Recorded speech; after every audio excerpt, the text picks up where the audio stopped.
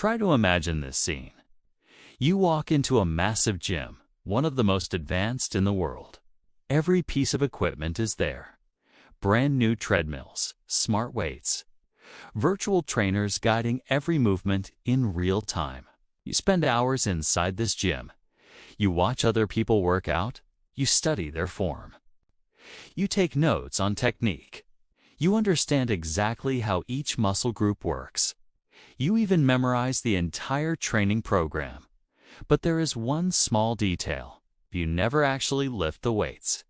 You just stand there watching. You just observe. You nod to yourself and think, "Oh, so that is how it works." Then you walk out of the gym.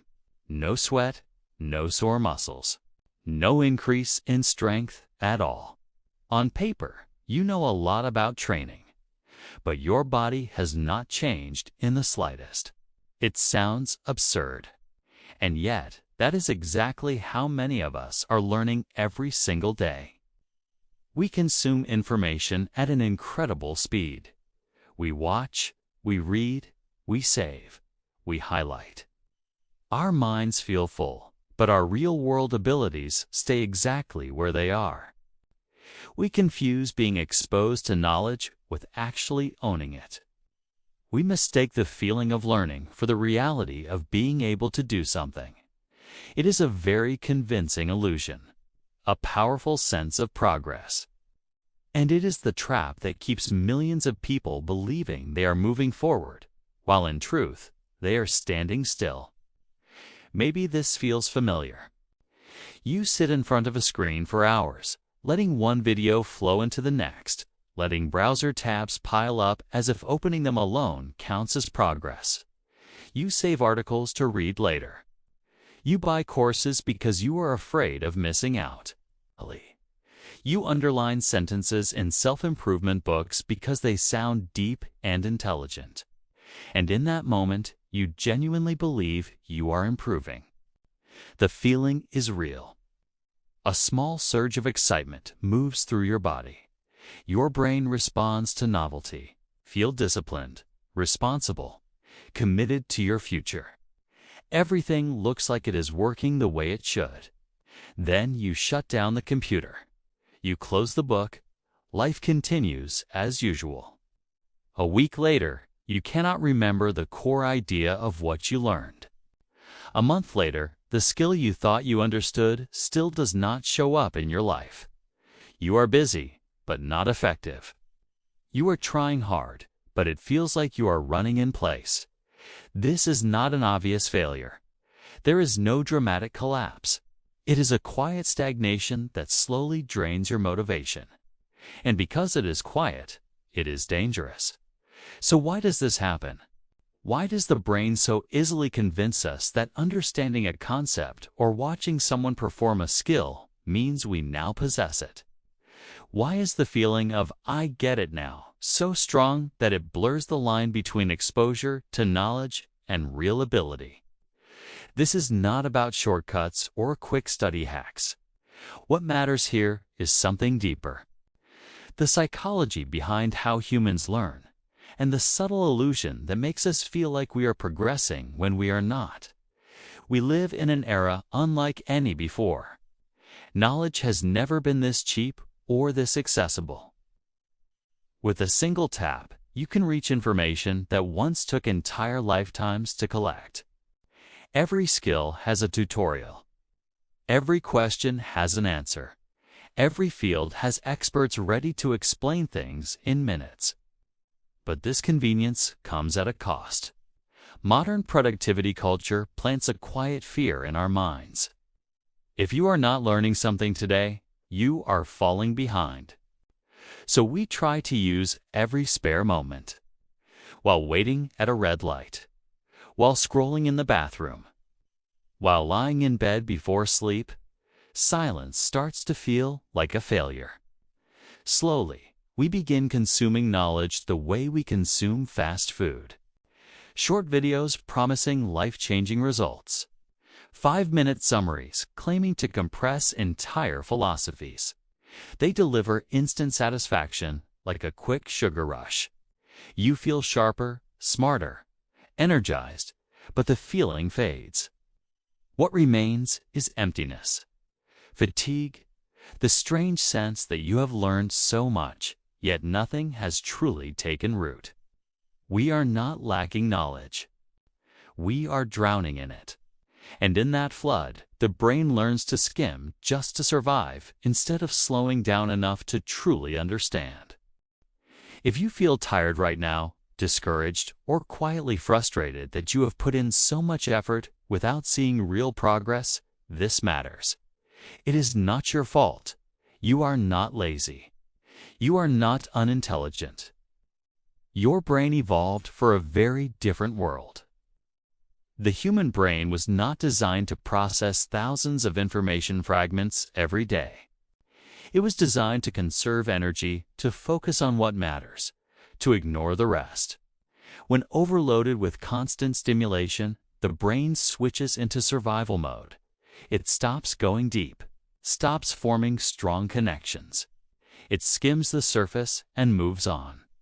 That is why you can watch endlessly and read constantly, yet still struggle to truly understand anything. The exhaustion you feel does not come from learning too little. It comes from learning at the wrong rhythm. Like running on a treadmill that never stops. You expend energy, your heart races, but the scenery never changes. Eventually, the mind protests. Motivation fades. Meaning drains away. Not because you are weak, but because you are overloaded. So allow yourself to step off the treadmill for a moment. You do not need to run faster. Just pause. Breathe. Look honestly at how you are learning. Let me tell you about Alex. Alex is young and ambitious, like many people. During the day, he works a regular office job. At night, he carries a different dream. He wants to become a freelance graphic designer. To create. To control his time. Every evening after work, Alex returns to his small room, makes a cup of coffee, turns on a warm desk lamp, and opens his laptop with a sincere thought. Tonight, I am going to study seriously. He starts with YouTube. Long playlist appears, filled with convincing titles. The instructor speaks smoothly. The workflow looks effortless. Everything seems simple. Alex watches closely, nodding as effects appear and designs take shape. Inside his mind, the same thoughts repeat.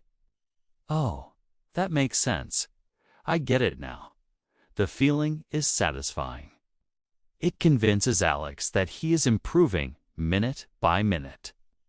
He saves the video, writes down a few notes, and even thinks, I can probably do this myself. Then he closes the browser and opens the design software. Everything falls apart. A blank screen stares back at him. The cursor blinks, waiting. Alex freezes. What comes first? Where is that tool?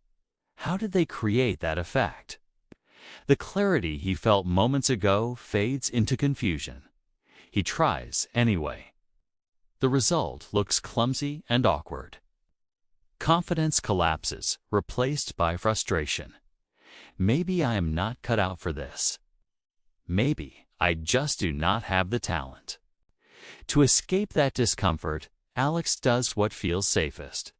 He opens another video. Almost instantly, the anxiety softens. The sense of control returns. Alex goes to sleep believing he had a productive evening, even though he did not create a single finished piece. From a behavioral psychology perspective, Alex is not lacking discipline. He is trapped in an illusion of competence. When you watch someone perform a skill, your brain is only recognizing patterns. It is not retrieving information or generating action. Everything looks smooth, so the brain concludes, I understand this. But when external guidance disappears, when you must act alone, the knowledge turns out to be fragile. On top of that, the brain is pulled into a dopamine loop. Every new video provides a false sense of completion. Watching feels safe. Watching does not risk failure. Doing does. And because the brain seeks to minimize discomfort, it chooses observation over action. Deeper still is a very human fear. We are afraid of seeing the gap between who we want to be and who we actually are. We are afraid of feeling incompetent. So we stay in the safe space of learning, where the ego is protected, instead of stepping into the arena of doing, where the ego can be bruised. But real knowledge is never born in comfort. Confusion, struggle, and frustration are signs that growth is happening. Just as muscles must tear slightly to become stronger, the mind must collide with mistakes to develop. Messy work, failed attempts, awkward results are not proof of failure. They are proof that learning is real. So stop pretending to learn. Stop collecting knowledge as decoration for your identity. Use what you know, even when it feels rough and unfinished. Because the moments when you struggle the most, when you feel the most inadequate, are often the moments when you are actually moving forward. Slowing down is not falling behind. Sometimes slowing down is the fastest way to get where you want to go.